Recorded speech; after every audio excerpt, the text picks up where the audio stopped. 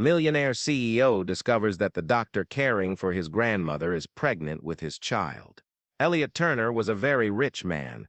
At only 34, he was the CEO of Turner Tech, one of the biggest tech companies in the world. He had everything: money, fame, and power. But deep down, he felt lonely. His parents had died when he was young, and the only family he had left was his grandmother, Mabel. Mabel had raised him after the accident that took his parents' lives. She was kind, funny, and always knew how to make him smile. Now she was older, and her health wasn't great. She had been living in a care home for the past year, where doctors and nurses looked after her every day. Dr. Lily Carter was Mabel's main doctor at the home. She was smart, caring, and gentle with all the patients.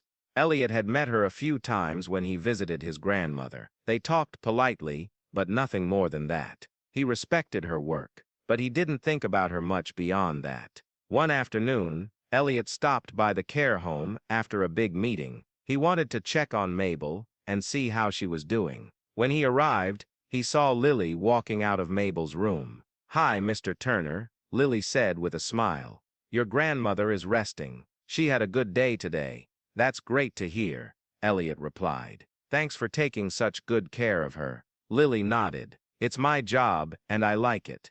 Your grandma is special." They stood there for a moment, just smiling at each other. Then Lily looked serious. "Can I talk to you for a minute? It's personal." Elliot frowned, but agreed. They walked to a quiet corner of the hallway. "I don't know how to say this," Lily began, looking nervous, "but something happened a few months ago that changed my life."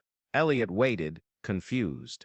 "I'm pregnant," she said softly. Elliot blinked. "Oh, congratulations." She shook her head. "You don't understand. The baby is yours." Silence filled the air. "What?" Elliot whispered. Lily took a deep breath. "We were at that charity gala last spring. You remember, right? We both had too much wine." One thing led to another. Elliot's eyes widened as memories came back.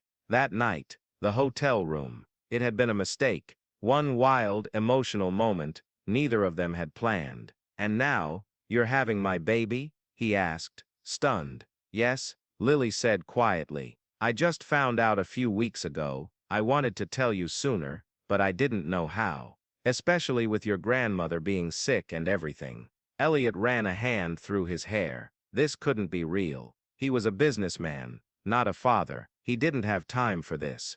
Or did he? Over the next few days, Elliot couldn't stop thinking about what Lily had told him. He thought about the child growing inside her. He thought about his own childhood, growing up without parents, raised by his grandmother. What kind of life would his child have if he wasn't there? He started spending more time at the care home, not just visiting Mabel but also talking to Lily. They went for walks, had coffee, and shared stories. He learned more about her, how she loved helping people, how she wanted to open her own clinic someday, and how she already loved their unborn child with all her heart. As the weeks passed, Elliot found himself changing. He hired a new assistant to handle some of his workload so he could spend more time with Lily Mabel. He even helped Lily look at places where she could open her clinic. One evening, Mabel woke up while they were all sitting together. "Well," she said with a sleepy smile, "you two finally figured it out, huh?" Elliot laughed. "Figured what out?" "That you need each other," she said simply. "And that baby's going to have the best grandparents in the world." Lily blushed, and Elliot smiled. Maybe his grandmother was right. Months passed, and the day finally came when Lily gave birth to a healthy baby girl. Elliot was there, holding Lily's hand through the whole thing. When he held his daughter for the first time, he cried. "She's perfect," he whispered. "She looks like you," Lily said, smiling. "No," Elliot said. "She looks like hope."